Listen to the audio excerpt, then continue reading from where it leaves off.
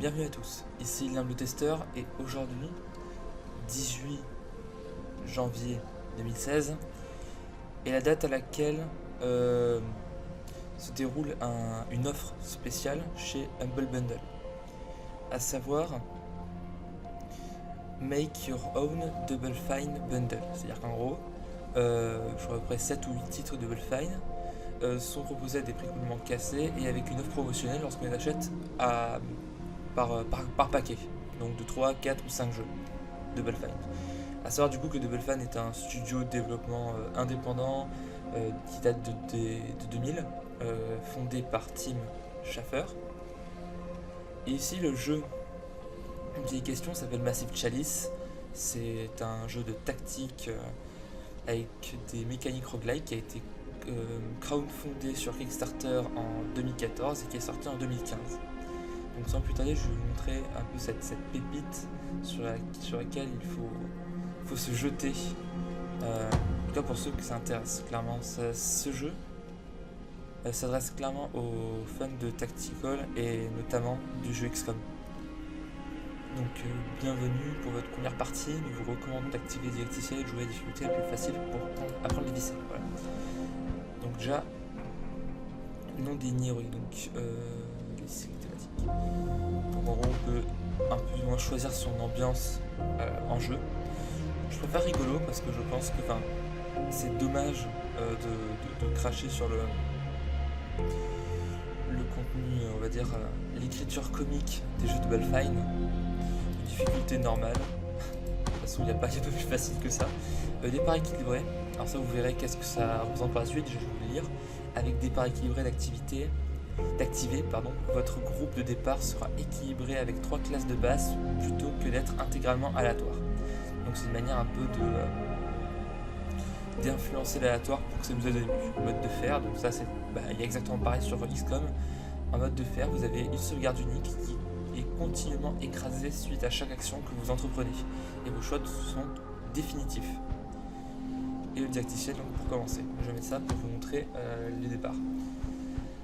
Alors, on peut voir qu'on peut créer son premier groupe de base et on peut choisir des maisons dont il vient. Ces maisons, donc ces blasons avec une devise, le nom d'un fort, fondateur et fondatrice, avec un cri de guerre, tout ça, ont été faits par les contributeurs du financement participatif qui avait été fait sur Kickstarter. Donc du coup il y a une pléthore de noms, de logos, de blasons possibles en fonction de l'ordre alphabétique avec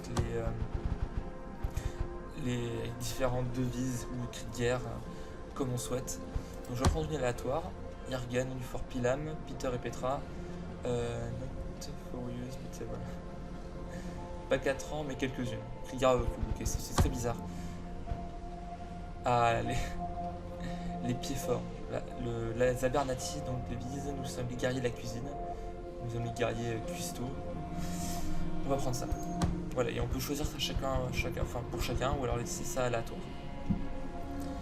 Donc voilà, ça c'est pour constituer donc l'avant-garde, un groupe de 5 héros qu'on contrôle en combat. Le choix des maisons pour votre avant-garde de départ est uniquement esthétique. Voilà, effectivement c'est important de le préciser, pour le RP d'esthétisme.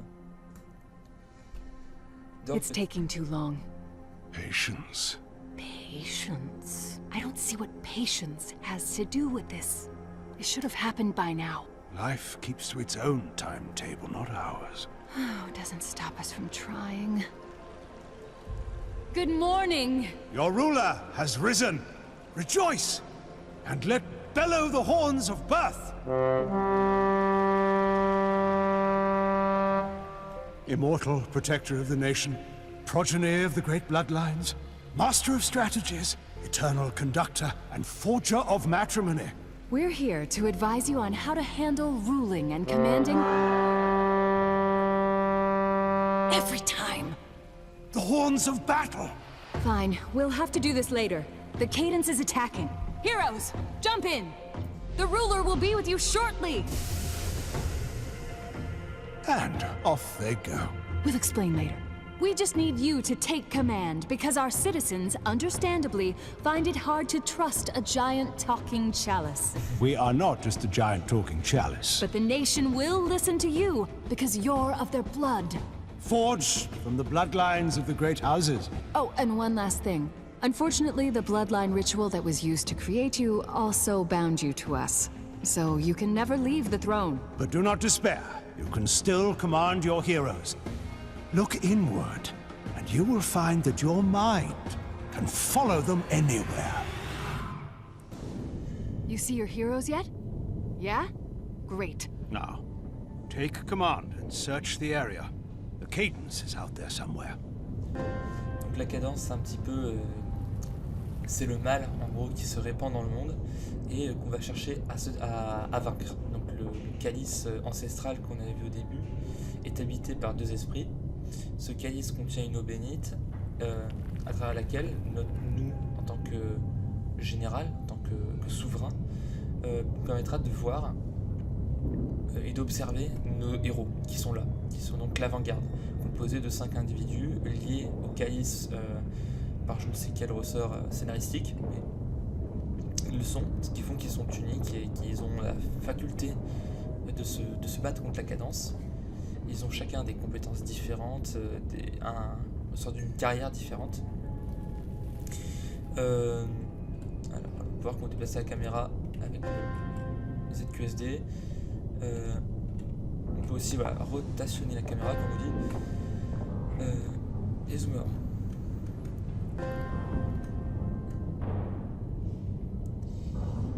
Et donc du coup le calice a besoin de près, il me semble que c'était 1000 ans pour se recharger et pouvoir vaincre la cadence.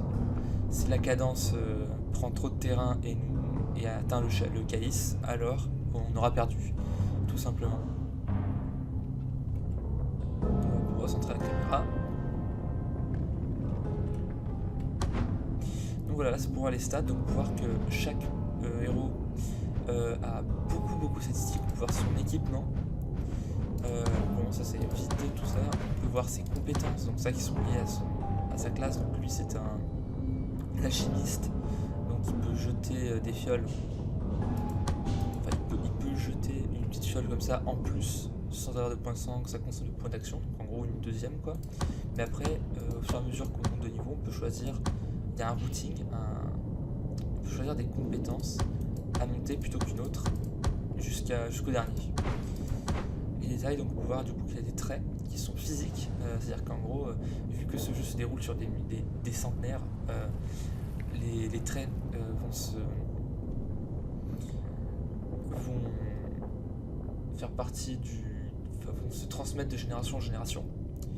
La personnalité en revanche fait partie de l'éducation, donc il y a un aspect culturel qui sera géré par nous en tant que souverain et par les parents du héros, et son état, donc ça c'est lié à son expérience, à son vécu et son état actuel.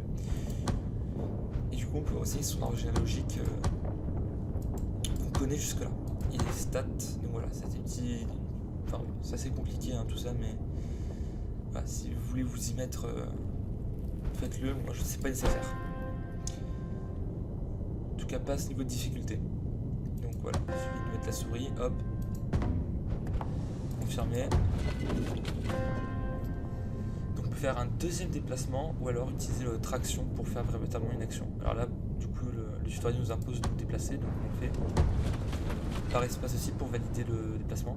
Donc là, typiquement, on peut déjà pousser à deux phases de déplacement d'un coup.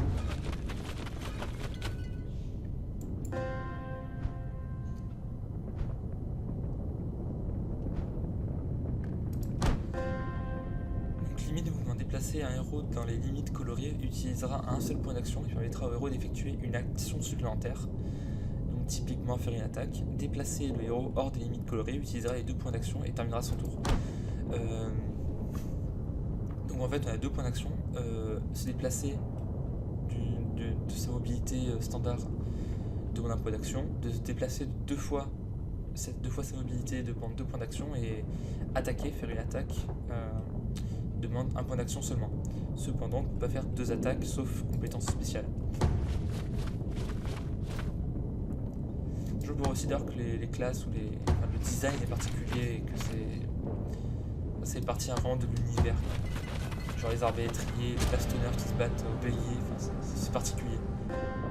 Section du héros. Ah oui, donc on peut aussi choisir quel héros contrôler, parce qu'en gros ça va être une phase alliée, phase ennemie. Ça sera aussi simple que ça. Donc là je vais aller attaquer pour voir. Ok, j'avance. Here we are. First catch of the day. We can't tell you much about the Cadence because not much is known. It's old, first sighted centuries ago, and it cares only for destroying our nation with its corruption. That's where pawns like you see here come in. Think of them as attack dogs the Cadence creates to spread corruption in the world. Ouais, typiquement là je vais pouvoir... Ah non, j'ai pas la portée pour faire un jet de fiole. Slick. Bon, j'ai envoyé une fiole de trop près, ça a mis des dégâts, tant pis. Attaque. La chance de toucher de votre héros est affichée à côté de des points de vie de l'ennemi. Donc avant de faire une attaque, on peut voir quelles seront les chances de réussir l'attaque. Les attaques à distance peuvent complètement manquer leur cible, les attaques de mêlée ne manqueront jamais leur cible, mais en revanche elles peuvent être déviées, et donc ça réduit le coût. En gros c'est l'équivalent d'un blocage. Alors par contre à la différence d'un XCOM, là pour le coup il n'y a pas de position de vigilance, dès qu'une personne entre en ligne de mire, on peut l'attaquer. Là il n'y a rien de tout ça. Donc là j'utilisais un petit déplacement furtif.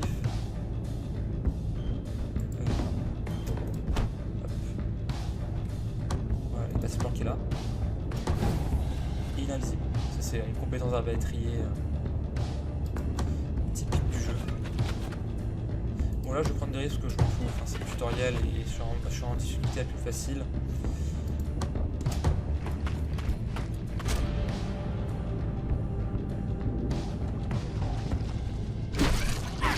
Oula, ça c'est l'ennemi de base. That could have been worse. At least they belong to heroic bloodlines. Oh yes, we forgot to mention. Normal humans cannot survive even a single touch from the Cadence. Voilà, le But coup est oblique. because the bloodlines of your heroes are attuned to us and have our power flowing through them, they have a fighting chance. Voilà ce qu'ils ont expliqué, donc il y a des individus qui sont liés au calice, c'est dans leur sang, c'est dans leur lignée, et que donc ils auront des chances face à la menace de la cadence. Donc là je peux me mettre un gros coup de griffe aussi. Je préfère ça que d'envoyer une fiole à pourtant, clairement. How about that, eh? One down, untold millions to go. Allez, recherchons les autres qui restent. Ok. Seeds. Arguably the lowliest of pawns are more nuisance than menace. But if you're going to remember one thing, don't let those runts form a posse. Keep them apart. Otherwise it'll be like when caberjacks get together at a tavern. Except not the best night of your life. Ils sont très plaisantins, les deux esprits du calice. Donc là, voilà, la distance suffisante pour voir là la portée de l'attaque maximum. Donc ici, je suis en mesure de toucher. 72% de réussite, 12 à 15 dégâts avec l'attaque suivie. Donc c'est l'attaque qui fait 2 tirs, qui enchaîne 2 tirs. Ça. La première a raté. Du coup, la première a raté, il ne fait pas la deuxième. C'est comme ça que fonctionne la compétence de l'arbalétrier.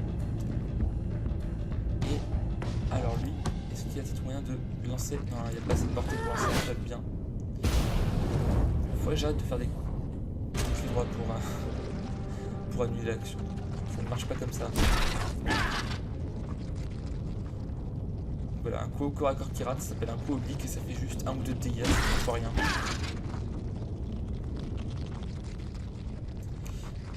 Hop, je vais taper avec lui. Il va se positionner là. Il va pouvoir taper du coup avec repousser. Donc voilà, comme ça, ça va pouvoir faire des dégâts de poussée sur notre cible. Et en plus, ça va améliorer les dégâts et tout. Enfin, c'est même ça peut les assommer en général. Voilà, c'est un peu pour montrer les aspects tactiques du jeu. Les compétences sont utilisées en bas de l'écran. Donc voilà, comme vous avez vu les losanges. De nombreuses compétences ont un temps de recharge un nombre d'utilisation limité, genre des munitions ou alors un cooldown associé à la compétence, pour des raisons d'équilibrage ou de fatigue. Hein, cherchons les autres ennemis qui restent dans le coin. Je vais un peu les répartir pour couvrir un peu plus sa zone.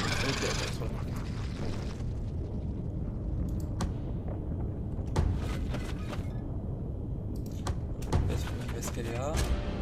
Qu'est-ce qu'ils vont faire maintenant?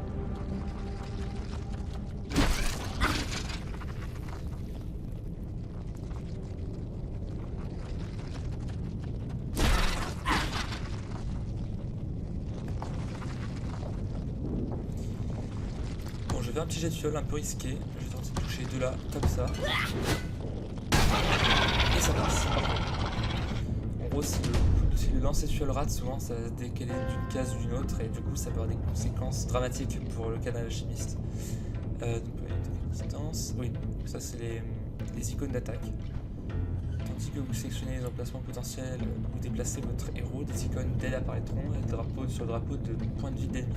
Donc pour dire en gros si on est à portée d'une attaque, que ce soit une attaque à distance de fiole, ou alors si on est visible et du coup ciblable par l'adversaire. Vainquez tous les pions de la cadence et sécurisez le phare. Ok. Ah bon sang, ils sont les restants là.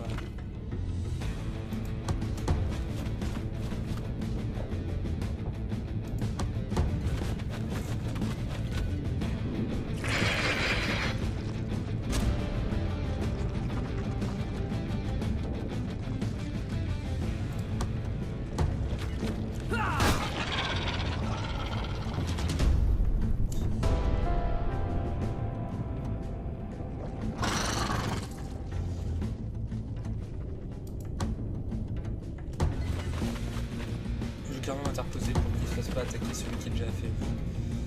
Lui, il a continué son exploration pour essayer de trouver encore d'autres cibles. Hop. Allez, on fouille. Il se peut donc s'oublier le dernier adversaire du point. Vas-y. Voilà. 42. J'imagine que celui qui a contribué à la création était fan. Well done. Well done. I knew you'd have a knack for this. Bref. Donc voilà, il y a des petits gains d'XP, des éliminations qui ont été faites, combien ça rapporte, parce que voilà, la mission rapporte d'XP à tout le monde, et éliminer un adversaire en particulier rapporte de l'expérience. Donc là on peut voir le sexe, l'âge, le niveau, tout ça. Et la classe, du coup chasseur donc, qui est l'arbalètrier, le bastonneur avec le bélier, et l'alchimiste avec les griffes qui jettent des fioles. Right. So this is our nation, and as we said, we are not in the best of shape. That muck you see surrounding us is the Cadence. It's what created the pawns, corrupted our lands, and is slowly tightening on us like a noose. But we do have one advantage. Thanks to several enchanted materials that make up our body, we've been endowed with certain powers. One of them being a way to cleanse the Cadence from this world.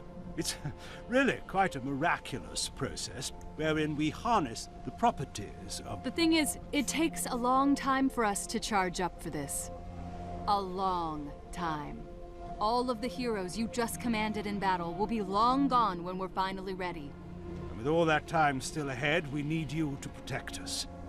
You will take charge of the nation, command its citizens worthy of becoming heroes, and ensure that the Cadence does not reach the capital. Now let's check out that keep you just saved. Donc voilà, là c'est notre territoire. Il est pour le moment assez nu. Il n'y a qu'un fort appartenant à une des familles du royaume. Une des familles liées au calice. Et donc en gros, les petits carrés jaunes qui sont là signifient en fait la domination de la cadence dessus. Donc là pour moi ils sont vides, la cadence n'a aucune présence sur ces territoires-là. Si un carré jaune apparaît, donc en gros si l'endroit n'est pas défendu de la cadence, alors la cadence va prendre un carré jaune, puis un autre, et au bout du troisième, ce morceau de territoire est complètement inutilisable. Il appartiendra à la cadence définitivement. En revanche, s'il y a un point jaune et qu'on vient défendre une attaque supplémentaire, on va chasser la cadence de ce territoire. Donc là, on va montrer comment fonctionne le fort. The keeps. Bloodline forgers of the nation. The stonemasons did good work here. I'll thank them later. Here you will appoint one hero as a regent, one as a partner. The more experience they have, the the more they'll pass on to their children. That goes for traits and personalities too. Everything's game. And keep in mind, signing heroes to keeps retires them from combat. You can't have one foot at home and one in the battlefield. Et c'est là que c'est intéressant, parce que du coup on va avoir un pool de héros qu'on va devoir répartir pour certaines tâches. Certains sont meilleurs que d'autres. Par exemple, il est plus intéressant de mettre quelqu'un qui a une bonne expérience mais qui est vieillissant en tant qu'homme sur le trône. Comme ça il ne risque pas de mourir au combat et il fera part de son expérience lors de son éducation, l'éducation de ses petits, et espérer tant qu'à faire qu'il soit fertile. Il y a des compatibilités, par exemple on va mettre un homme avec certaines femmes par exemple ne sont pas très fertiles, et effectivement un homme avec un homme c'est pas très fertile non plus. Cependant il est possible de faire des couples homosexuels.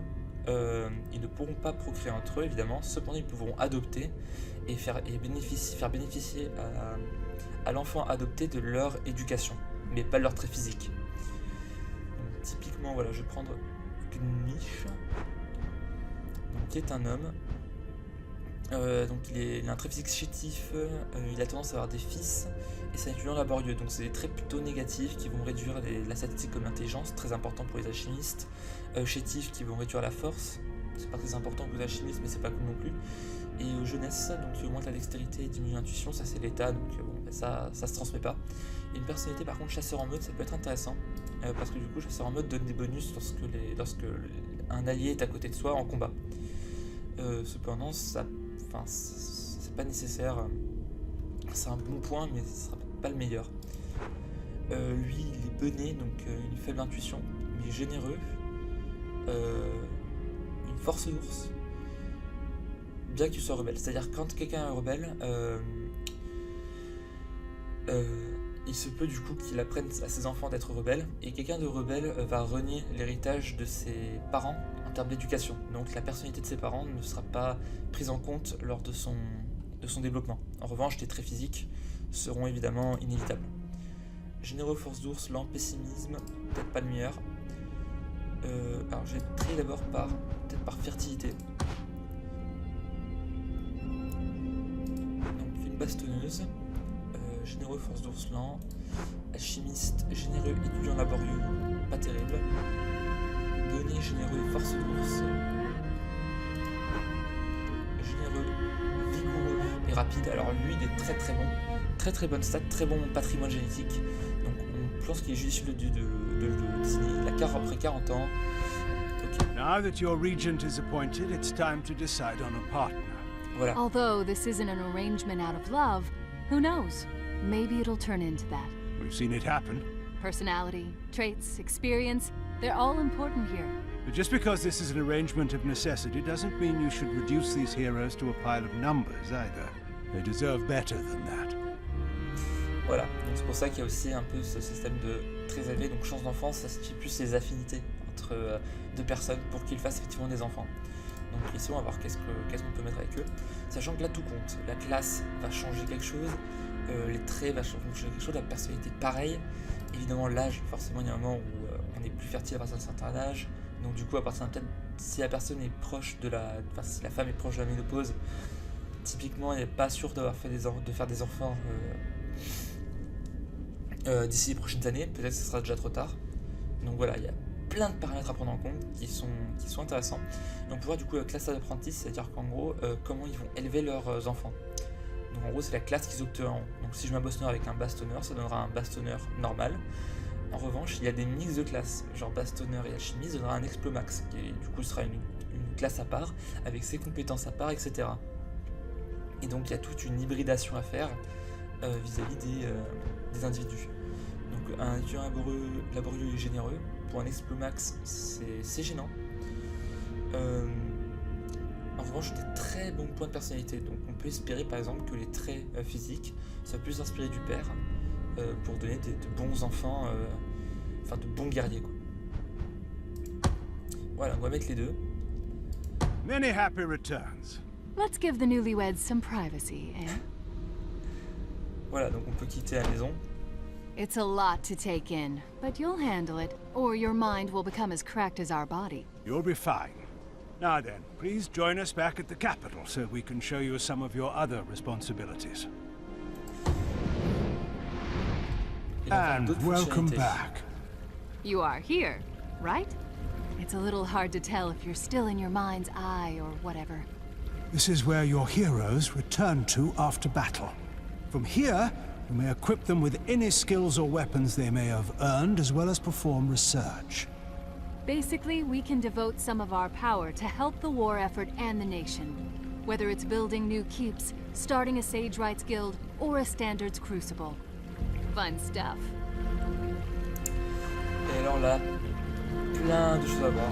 Mais ça sera les dernières à voir avant la fin de la vidéo. Building more keeps is likely the most pressing option, as you'll be able to foster more bloodlines, but don't shun the other possibilities. En gros, With your approval, Oh. you can research weapons, potions, armor.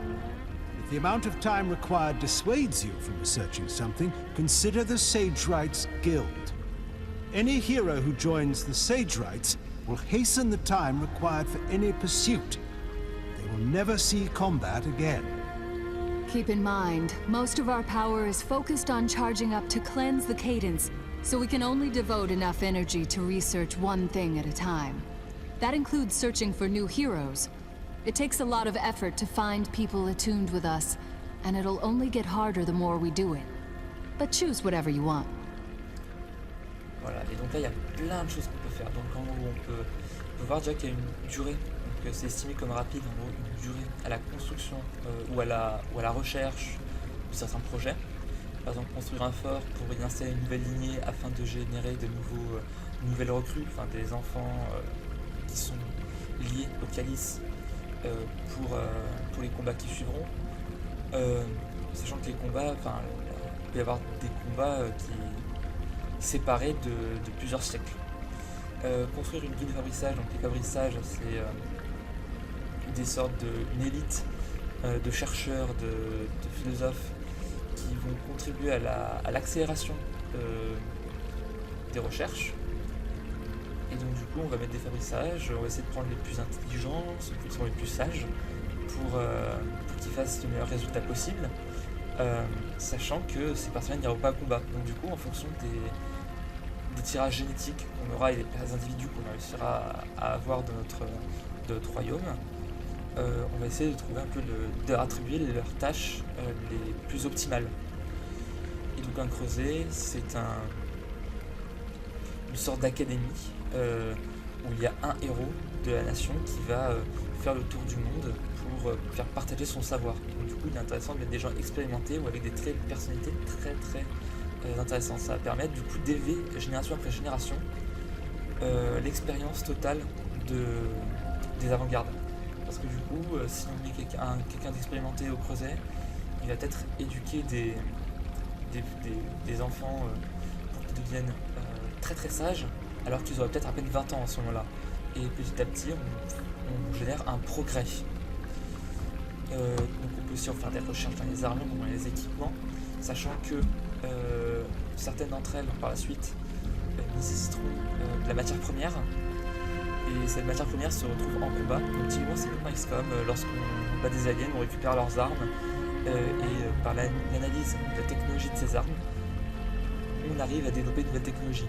Et bien là c'est le même principe, on prend le cadavre des êtres, des entités créées par la cadence, on essaie de comprendre leurs propriétés physiques et magiques surtout, et ensuite on fait des équipements avec des entraînements. Donc ça c'est en gros pour améliorer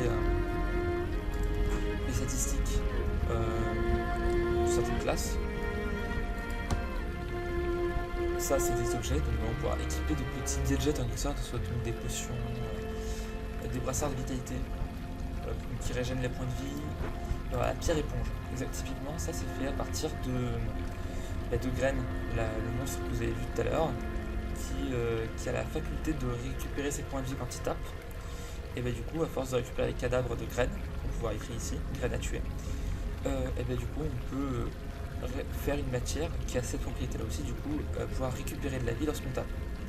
On peut rechercher des héros, donc adopter un garçon, une fille ou des héros comme ça à la volée, c'est-à-dire qu'en gros ils sont déjà matures, du coup ils ne seront plus élevés par une famille dans un fort ou quoi que ce soit, ou du coup adopter une fille ou un garçon. Donc ça peut être intéressant, soit parce qu'on a un couple pas fertile, parce qu'homosexuel, ou alors parce qu'on a vraiment voulu avoir un régent, une régente d'un fort qui ont des traits de personnalité très intéressants. Amélioration de recrutement. Voilà. Donc c'est à peu près tout. Il faut aussi que chaque Oh, construction... yeah, one more thing. The end of this war is not even a glimpse on our horizon yet. But your immortality gives us an advantage. The ability to step back and let time pass. You can start and stop this timeline at will, but we'll also stop it for you should something require your attention. Like a cadence attack. That is a probable possibility. Donc voilà, typiquement, l'événement à venir, donc c'est dans 300 ans, le cahier sera chargé et le jeu sera terminé. Et en gros, on appuie ici pour lancer le défilement du temps. Si une attaque de cadence arrive, une alerte est donnée et on va pouvoir intervenir. Ces points aménagés, donc ces régions, ont parfois des facultés. Par exemple, là, celui-là permettrait de donner un bonus plus de force au bastonneur sur le truc. Ça, c'est aléatoire par contre. Et donc voir ce fort qui occupe cet espace, cette région, et bien mettre mettre des fabrissages, un creuset ou notre fort prendra aussi cet espace. Et du coup il faut protéger notre espace le plus possible afin de pouvoir avoir le plus de ressources. Voilà, donc ça c'est un jeu très très riche qui ressemble sur beaucoup de points dans le terme de gameplay